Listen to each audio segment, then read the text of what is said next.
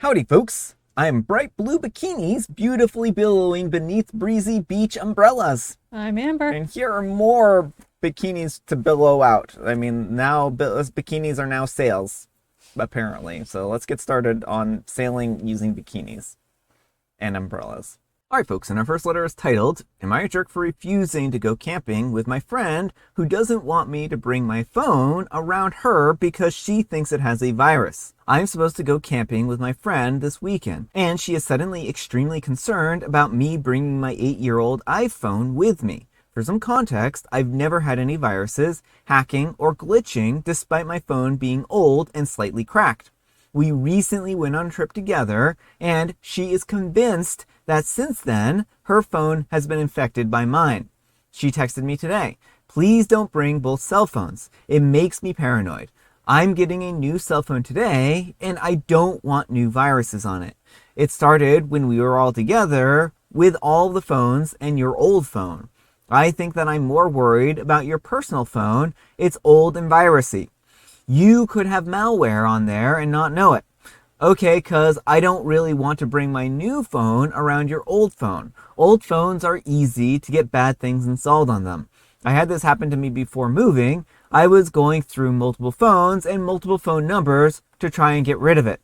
Am I the jerk if I refuse to go camping since I can't afford a new phone right now, and I also do not want to not bring my phone in case of an emergency? This is about an hour from where I live with few amenities. All right, folks, what do you think? Yeah, no, I don't think OP is in the wrong for this. I mean, the friend is deeply misguided if she thinks that that is how phones get viruses. Like, they are not living things that transmit in that way. But if the friend is so concerned, she can leave her phone at home. It's not reasonable to expect OP to go on this camping trip without a phone, any way to contact help if something goes wrong. Well, so viruses can spread through networks, but the thing is this, right? They would have to be on the same actual like network and have the same like vulnerabilities and stuff like that in a newer phone. If she has a newer phone, it's going to be patched against the vulnerabilities that OP's phone might be exposed to, right? And they just sharing a proximity with a phone isn't going to cause it to get a virus, right? Like, she would have to open up her like Wi-Fi and get OP's phone to be essentially like hotspotted to it, and then there would have to be like some special like security vulnerability that allowed the phones to do something like that, right? It seems very unlikely. I personally haven't heard of viruses being transmitted like this with phones. Usually it's just that you download malware, and then you could infect your local network because like the phone might be attached to a network. But these days I don't know how much the viruses are moving like that through local networks like that. But again, like, that's not infeasible, but what she is saying seems a little far-fetched, right? And not to mention, like, if this was the way that phones worked, it would mean that anytime you walk down the street and somebody had a phone that was like vulnerable to a malware, could potentially transmit it to yours, which sounds like a disaster, Yeah. a huge security disaster, right? If that were the case, right? So I think that she is overthinking this. And I don't think that this is actually a realistic way that phone viruses are transmitted, right? Well, I mean, if she thought about it from that perspective, because like she doesn't know what people on the streets' phones are, how old they are, so she'd be better off just keeping her phone at home. Yeah. So I think that she's just deeply misguided is really what it boils down to. But let me know what you folks think. So anyhow, take care and good luck. All right, folks, and our next letter is titled, Am I a jerk for going to the restaurant by myself after my date canceled on me on the day of the reservation? And Amber wants to read this one. First time posting. I'm a 38-year-old male, and I was supposed to go on a first date with a woman, let's call her Kathy, a 34-year-old female. We decided to go to this restaurant, which was 20 minutes away from her place. I happened to work close to where she lives, so we agreed that I would pick her up and we would go to the restaurant together. For context, this restaurant is the type of restaurant that will charge you if you cancel less than 24 hours before booking time. I had booked it for 6 p.m. because we agreed on that time. Kathy calls me at 10 a.m. on the day of the reservation. She says she has to cancel and that she is sorry and that we will definitely have dinner in the near future, just not today. She didn't give a reason other than she has to cancel. And I understand. People don't need to give me a reason if they need to cancel plans. So I had no hard feelings and told her that I hope everything is okay and that I look forward to having dinner with her the next time. Since I couldn't cancel the reservation, I decided to go by myself. And I had a great time, and the food was amazing. And I will be coming back to that restaurant at some point in the coming weeks to try other dishes on their menu. Now, I didn't think it was that big of a deal, but when Kathy found out that I went by myself, she got upset. She said that it is weird that I went to an expensive restaurant by myself since the reservation was for the both of us. She's accusing me of being insensitive, that's the word she used, for going to the restaurant by myself, knowing that she had canceled. I don't get it. I told her that I'm sorry for making her feel bad, but I do not understand why she is so upset when she is the one that canceled and that she knew that the restaurant would charge me anyway if I had canceled the day of. So I made the decision to go by myself so I wouldn't waste a reservation and be charged on the credit card that I had on file. I asked her if she could please explain to me what I did that made her feel bad so that we can discuss it properly and that I could take steps so that it does not happen again. She then continued to say that she does not want to go out to dinner with me next time if I don't know what was wrong with what I did. And I responded with, okay, no Michelin star restaurant for you, to which she responded, you're a jerk, and hung up. So am I the jerk? All right. What do you think? I think that OP is fine in this particular case here. I mean, they were a little snarky at the end there, but I wouldn't imagine too many people wouldn't be snarky at that point in time. It's like, she can't dictate what OP does in their free time, right? Mm-hmm. And the fact is that they're having a first date and she's already trying to dictate how OP runs their life, and that just seems like it's not going to be a good situation, right? No, definitely not. Well, that's the thing is like, she seems to have wanted OP to waste money rather than enjoy the food. Like, I could understand if she like got sick or something, being bummed she couldn't go out to eat. But to actually want him to waste the reservation, like, I don't know. I feel like if I was in her shoes, I'd be like, oh, well, I'm glad you still get to enjoy the restaurant, you know, type of deal. And not like, how dare you not waste all that money? Yeah. Plus, if this place is a place where they are taking reservations, I think generally, like places like this, if you cancel too many times, they might not actually be inclined to give you a reservation in the future. So it's probably good for OP to go anyways, just to make sure that they maintain goodwill with this place, if it's especially a place they want to go in the future, right? So I don't think that OP is in the wrong here. And I think that she is just kind of showing that she isn't going to be a good fit for OP, right? Yeah, well, she's just like a petty and bitter person. But let me know what you folks think. So anyhow, take care and good luck. All right, folks, and our next letter is titled, Am I a Jerk for Flexing on My Date? It's my first time posting here, so forgive me if I'm doing this wrong. I'm a 22-year-old female, and I went on a date with a guy, a 22-year-old male, recently. It was a fancy restaurant that he chose. The bill came out to about $300 each, and we're both PhD students. So when it was time to pay, I insisted on paying for my half. It was just the second date, and he had paid for both of us on the first coffee date. He pushed back a few times, but I was insistent, and he didn't make a scene and let me pay.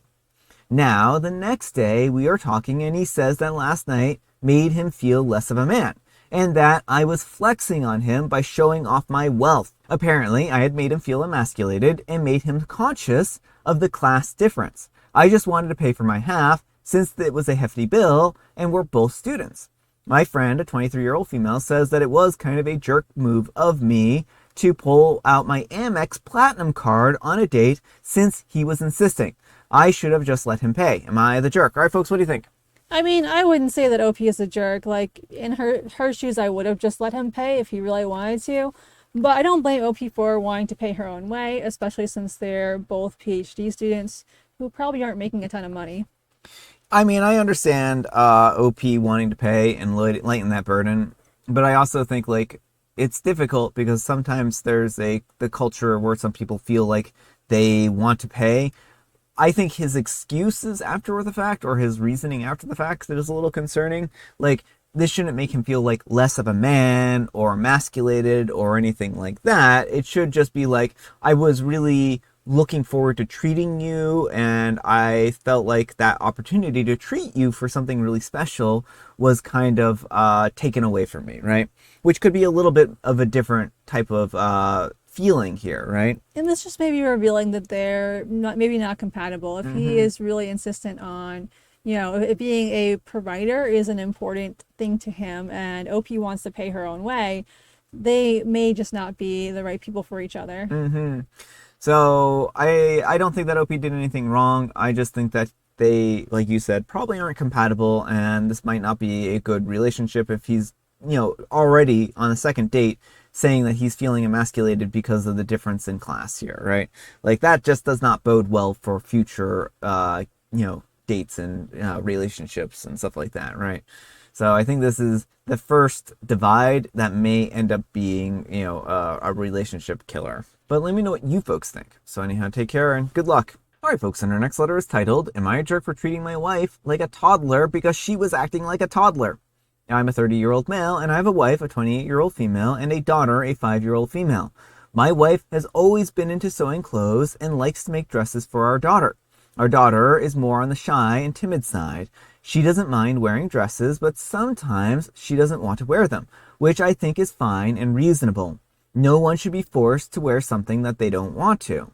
She also has a stuffed rabbit that she's almost always holding on to. She takes it practically everywhere. Yesterday, we were going to her grandmother's, wife's side, and my wife tried to make our daughter wear a dress there. She kept telling her that she didn't want to wear it, and my wife took her stuffed rabbit. Our daughter started to cry, and this is when I found out what was happening because I was in another room. I've always tried telling my wife that she shouldn't try and force a dress if our daughter doesn't want to wear it. I then took the rabbit from my wife, and I gave it back to our daughter. I then told my wife to apologize, and then, after she said sorry, I told her to say what she was sorry for. Am I the jerk for treating my wife like a toddler? All right, folks, what do you think?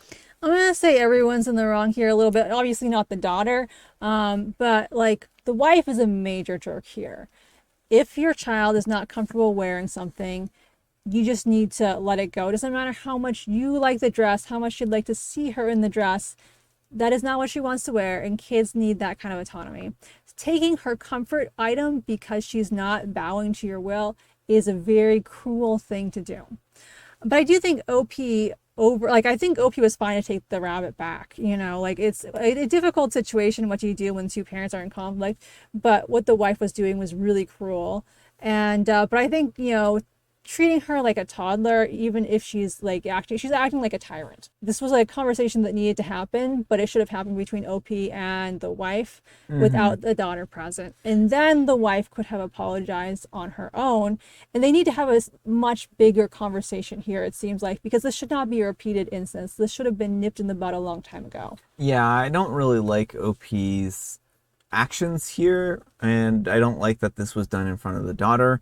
And I think it makes it seem like OP thinks that they're like above their wife in some respects, when they should be a team who are working together to help raise their child, right? OP isn't a father to their wife, right? She isn't a toddler. She wasn't acting like a toddler. I mean, she was acting like a bully, but that is not the same thing as a toddler, right? And I think that he is infantilizing his wife here, and that's not good. That really is not good. And I think that if anything, they probably need marriage and family therapy. I think that this does not seem like a good situation. There's a lot of unhealthiness here on both ends. And I mean, the wife might benefit from some individual therapy. As someone who had a issue with dresses for a long time due to some childhood trauma of being expected to wear dresses I didn't want and kind of like forced in the situation that I wasn't comfortable with, like, this is only going to lead to resentment and to pushing the daughter off from dresses and making them a scary and or uncomfortable thing for her. Like, she needs to feel safe in her body, and she needs to feel like she has that agency and control, and like she will be loved for who she is as a person, even if she's not doing or wearing exactly what you want her to. You're taking all of that away from her by forcing her into this dress. Like, it may seem like a small thing, and that's the thing, is like, to OP's wife, it feels small, but to the daughter, this is big. This is about her comfort and, what is safety and ownership of her body. But let me know what you folks think. So anyhow, take care and good luck. All right, folks, and our next letter is titled, Am I a jerk for applying to jobs for my unemployed boyfriend? I'm a 25-year-old female, and I've been living with my boyfriend, a 26-year-old male, for 2 years. 7 months ago, he got laid off because his previous company decided to move towards AI or something. The first 2 months of job hunting started out great. He was motivated to find work, upskill, and go to interviews and whatnot. That was until he kept getting rejection after rejection. He did get some offers, and yes, though, unfortunately, they were just below what he used to make. Then he just stopped trying. I would send him job postings, and he said that he would look into them, and he never gets around to doing it. He just lost his drive. I know how difficult job hunting can be, so best believe that I've been nothing but kind and supportive throughout the process. The thing is that it's been 7 long and incredibly hard months. He has been unemployed since December of last year, and he has burnt through all of his savings. Now we're about to burn through my savings too. Not that I have any problems helping him financially, I'm ride or die for that man, but sometimes you gotta put your foot down and decide that enough is enough. I decided to apply for jobs on his behalf. I make a fake email address using his email, and I used it to sign up on job sites and just started uploading his resume where I could. Using the same fake email, I have also contacted some potential employers, and I was desperate to get things moving again. So anyways, boyfriend found out that I was doing this and he got angry, and rightfully so. We're still not on speaking terms at the moment. It has been 2 days and he won't let it go. I know I've crossed a boundary, but what choice do I have? What else can I do? All right, folks, what do you think? I think everyone's in the wrong here a bit. Like, he is certainly not communicating enough with OP about what's going on. You know, I understand that it's very hard for him, I'm sure, to lose his job and realize he has to take a pay cut. And he may be dealing with some mental health struggles. But OP has been shouldering the entire financial burden, and it's unsustainable. Yeah. And he is not taking any steps, it sounds like, to either get a job or to address his circumstances and get to a place where he can get a job. Because again, he blew through his savings. OP is now blowing through her savings. When she runs out of savings, there's no more savings. Like, Yeah. this is not a sustainable situation. No, it isn't. But OP, while I understand she really wants her boyfriend to get a job, you can't force someone to do that. You cannot start creating fake accounts and uploading their resume. Like, he has to make that decision on his own. It's fine if this is not a relationship you want to stay in anymore. Like, if you decide that this is going to be a deal breaker, that is okay. You can walk away. But it is not fine to start uploading his resume. Like, what would you do if you got an interview? Just be like, oh, by the way, boyfriend, you got an interview now. You know, this is a challenging situation, and I actually commend OP. I know that this is a hard thing. I don't commend them for uploading, the resume or faking anything, but I commend them for sticking with their partner and wanting what was best for them, right? I think they're misguided. I think they have good intentions, but I think the way they've approached this isn't healthy. And I understand their frustration and why they feel like they're at their wits' end, because they want to see their partner actually have a job and, do something productive. I do also think, though, that there needs to be a certain point where OP tells their partner that they either need to start taking a job, and even if it's below what they were making before, or upskill and find some other line of employment, right? He needs to do something about this. And, it's unfortunate because, like, mental health and finding a therapist and stuff like that can be expensive. And unfortunately, like, without insurance, and probably OP's insurance isn't going to cover him, that's going to not be really an option for him. But he does need to get into therapy, and I think, kind of work through this. And he might just feel good to get back to work, right? He can't just say, oh, well, this was a job that I was, making more before, blah, blah, blah, right? Sometimes you got to swallow your pride and you got to take a job even if it isn't a job you want, right? That's just the reality of life. Starvation is a powerful motivator otherwise, right? Like, you need to work or you starve. There's just is not any, any other nice way of putting that. And OP shouldn't have to starve because he refuses to work. Well, that's my biggest concern here is, like, he doesn't seem to care that he's sinking OP too. Mm-hmm. And again, he could be that he is very depressed, but that is an explanation, not an excuse. Yeah. You can have compassion for him, OP, absolutely, while also understanding that the situation is untenable and you're both going to sink if nothing changes. Mm-hmm. But let me know what you folks think. So anyhow, take care and good luck. All right, folks, it is tea time. Grab your beverages of choice. I've got some tea right here, and Amber, she has a joke. How can you make a waterbed bouncier? I would imagine if you fill it up with rubber. Use spring water. Oh, that would probably work too. And folks, I have licorice spice. Today is a very special day. It is Paper Rose Bookmark Day. So go make yourself a paper rose bookmark. yes, that's just something I have on my desk. So it is now our special day. All right, folks, that's all the time we have for today. Thank you so much for watching. Happy Friday, Junior. Happy Friday, Junior. Thanks so much to Amber for joining me today. Thank you for having me. Amber, we need some kind of moral advice and or guidance, and please have it on first dates. It's better to use a reservation than lose the money. I think so. But thanks so much for watching, and we'll see you all tomorrow. Bye.